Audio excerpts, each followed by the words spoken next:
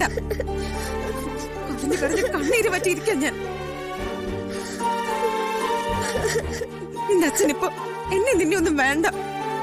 അവന്തികയും അവളുടെ പണവും പത്രാസും ഒക്കെ മതി. എനിക്ക് അച്ഛനെ കാണണം. ഇനി നിന്റെ അച്ഛനെ നീ ഒരിക്കലേ കാണൂ, കോടതിയിൽ വെച്ച്. ശിഷ്ടകാലം എനിക്ക് നിനക്കും ജീവനാംശം വാങ്ങി ജീവിക്കാം. ആതിരെ, കൊച്ചിനോടാണോ ഇങ്ങനെയൊക്കെ പറയുന്നേ? പിന്നെ ഞാൻ എന്താ പറയണ്ടേ? ഈ കുഞ്ഞിനെ പോലും ഓർക്കാത്തൊരച്ഛൻ. ആന്റി, എനിക്ക് എന്റെ അച്ഛനെ കാണണം.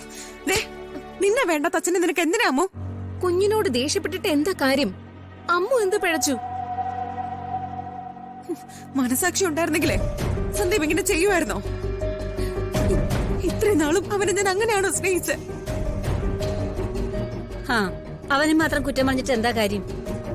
ഇതിനെല്ലാം വഴിവെച്ചു കൊടുത്ത നീ തന്നെയല്ലേ? എന്നെ മോളെ ഇട്ടിട്ട് ഇറങ്ങിപ്പോയത് സന്ദീപല്ലേ?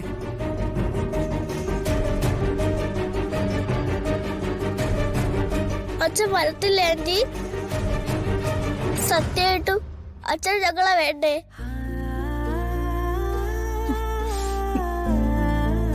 എന്റെ മോള് വിഷമിക്കണ്ട കേട്ടോ, അച്ഛൻ വരും. വരും. കിഴക്കോട്ട് നോക്കി ഇരുന്നേച്ചാ മതി. ഇനി മേൽ കുഞ്ഞിനെ വേദനിപ്പിക്കുന്ന ഒരു വാക്ക് പോലും നിന്റെ വായിന്ന് വീണു പോരുത്.